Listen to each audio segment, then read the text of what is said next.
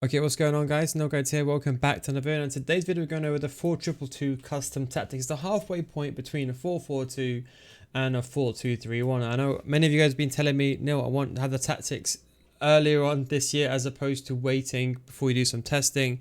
So I thought I'd release, as usual, the tactics before the first weekend to give you a bit of a try. So this is the aggressive 4-2-2. Is it a 5-1-2-2 killer? I don't think so, in my opinion. But these are the tactics. So this is mainly for those that like to play aggressive but still want to keep the CDMs. So the defensive style, there's two you can choose. You can choose pressure to possession loss, or you can choose pressure on heavy touch. Pressure on heavy touch is more of a balanced approach, but when there's a big chance, we know how bad heavy touches are this year. Lesser dribbling is awful. There's a good chance you win the ball. Whereas pressure to possession losses, every single time you lose the ball, you're pressed for 7 seconds. I'd recommend choosing this after choosing this one initially. If you don't want to press at all, you can use balance. Now, for the width, we brought this down to 45. Now, the benefit is with the 4-2-2 is you have two CDMs anyway. It's kind of like the 4-4-2 with two CDMs. And that's why I say it's the halfway point, because the difference between this and a 4-2-3-1 is that Cam just becomes a striker. That's what a 4-2-2 is. That's all it is. So you do have the defensive stability compared to having two CTMs compared to having centre mids. So you don't need to worry too much, I think, defensively. And that's why you can get away with using a higher depth of 65, because you have those CDMs there and the defensive width. Now, don't forget, people always think the 4-2-2, they always think these two players are actually like central cams. No, think of these guys more as wingers. That's the way you want to look at it. So you'll be defending in a 4-4-2 and attacking the 4-4-2. Just like a 4-2-3-1, the wide cams have very, very fast players. Then for the build-up play, I'd recommend long ball. Try long ball first and then try balance. The reason why I say long ball first, even myself, I use long ball and I think I'm very good at one tricks, or at least I like to think so. But if you do find this to be too attacking, you can use balance. Now, the key one here is direct passing. It depends very much on the formation, on how I use it. But the idea is, the issue is with this formation, and generally speaking, in my opinion, with cams, we'll go over the instructions as well in a second. The cams don't have a instruction like get in behind. So what long ball just says to all these players, don't think of it like park the bus, kick the ball out, run over the top. Long ball just says to players, I want you to make a run like getting behind does. Think of long ball like getting behind the instruction. Very, very good. Honestly, I love that build-up play. Direct passing is an interesting one. I think a lot of you like it more with the 4-2-2, especially if you bring the fullbacks forward manually and use the CDMs. You like them, for example, in the final third. I think it's really, really good as someone is parking a bus as well. Now, the width, what we've done is we brought this down to 35. Now, as I always say, contrary to belief, don't forget width. It depends on the formation, because every formation has radiuses. If you put a width of 1, your team is not going to be like this. This is the big confusion that people have. They think if you have one width, your team is going to be like this, and its 100 going to be like that. No, it's not that extreme. You can try that. Try one width and you'll see you'll still hold the 4-4-2 shape. So the shape of the formation never changes. For the players in the box, we have them on just 7 should I say. That's kind of my go-to. I meant corners and free kicks on 1. 7 is a really good way. What you can do is you can always put a lower one. And then what you can do is you can put, for example, your instructions on your players, for example, to get into the box for a cross if you want to. But that's what I recommend. You can do that, but I just leave it on 7 because I want the rest of the team higher up as well and getting into the box if I change. That is the tactics right over here. Now we go over to the instructions, and before I do get on this video, sponsor my Patreon series, patreon.com/Neil Guides. Link is down below in the description. If you don't get better after 1 month, I'll refund your money. That is, of course, the Neil Guides guarantee. But going into the instructions, so I put both of these players on stay forward and get in behind. You can get away with this because, so I normally, generally speaking, I put one of them on comeback and defense. And the idea is you have one player just behind the striker when you're defending, when you win the ball back. Now, you're going to be defending in a 4-4-2 and essentially and attacking in a 4-4-2. I will not put stay central this year because when you win the ball back, you want those players to make those runs down the wing. So think about long ball when you win the ball back. Think about this phase over here. When you win the ball back, you want these players to going into these wide areas. If you put them on stay central, they will just stay central. So you have to bear that in mind. So that's why I say leave them on balance. They always stay central anyway because they're naturally central players. But initially, they go wide. Getting behind just makes them make a run in behind. Simple as that. You can put one of the strikers and get it behind, and the striker that's more rigid or a bit more clunky, you can put him on stay forward and balance. Yeah, it's more like a target man.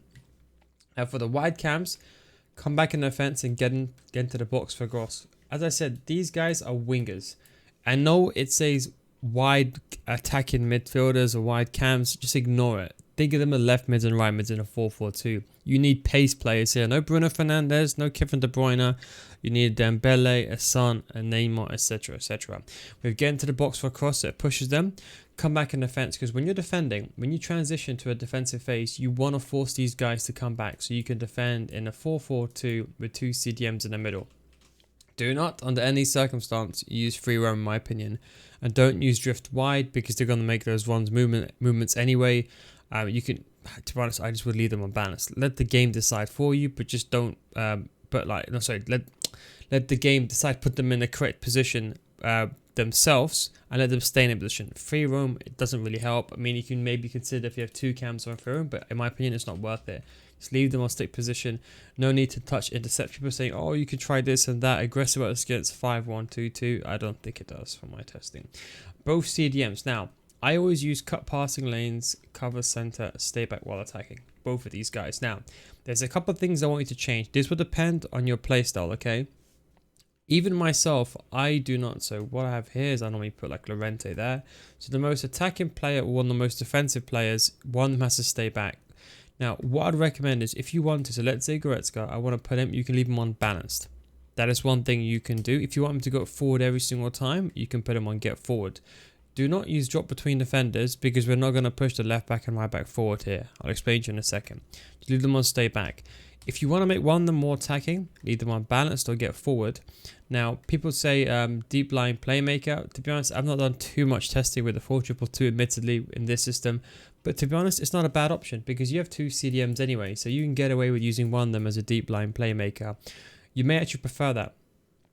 For them to basically, when you have the space and time, they'll find themselves in better positions to pass the ball. So you can try one of those on a deep line playmaker as well. Just don't leave the guy on stay back on a deep line playmaker, in my opinion. But both of them on cover center as well. No need to touch this. Now, this is even more important. Okay, so let's just say, hypothetically speaking, inside the game, I'm going to rearrange this very, very quickly. 1 second. Let's say, hypothetically speaking, you're inside a game. Okay. Now, what you need to remember is that this is how the 4-4-2 actually lays out. It's basically the same as a 4-2-2. So what you want to do is, because we replace this with here, let me pick you back to the 4-2-2. 1 second. The left back and right back. So in this situation, I have normally it's like this. And let's say we go to the 4-2-2, and don't forget the 4-4-2 and 4-2-2. Just think of them like the same formation, guys. Yeah, don't think of anything different. What I will do is, I would say you need here fast players. So what I will do is something like this, and what I'll do is left backs and right backs. I put them on stay back and overlap. This is the most important thing. Now people always ask me, does overlap mean they go forward? It doesn't.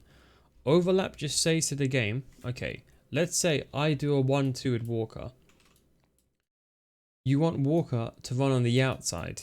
You never want him to run, because if he runs on the inside, then Dembele gets pushed outwards. You wouldn't want Dembele down the wing next to the corner flag and Walker basically played towards the edge of the box on the right hand side. You wouldn't want that. You want that the other way around. So that's just saying, if they do make a run, then they'll make a run on the outside. That's what overlap means.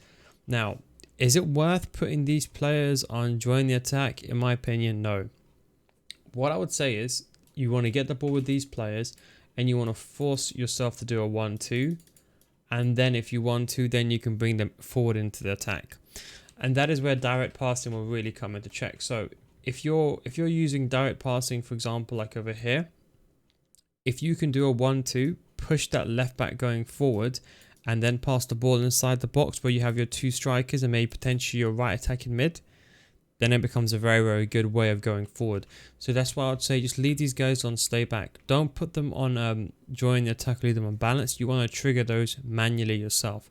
But that is the 4-2-2 tactics. Again, as I said, I'll try. I know people are asking, can you release the 4-3-2-1? I'll try my absolute best to get that done before the weekend league. The 4-2-3-1 though, I still got to do a bit more testing to decide what's the exact thing that I want to release, because that's a big video, because that's the one where everyone, I don't want to get that wrong, if that makes sense. So just, I know people are saying 4-2-3-1, you see me use it on stream or whatever, just give me some time. That's what I wanted to say. Anyway guys, hope you enjoyed this video. Don't forget you can subscribe to my Patreon series, patreon.com/Nil guys. Link is down below in the description, or I believe you can actually click right over here and you can join my Patreon series. If you don't get better after 1 month, I'll refund your money. That is of course the Nil Guides guarantee, because that's how sure we are running this over 4 years with of course thousands of clients. Anyway guys, thanks for watching, take it easy, and of course I'll catch you next time. Peace out.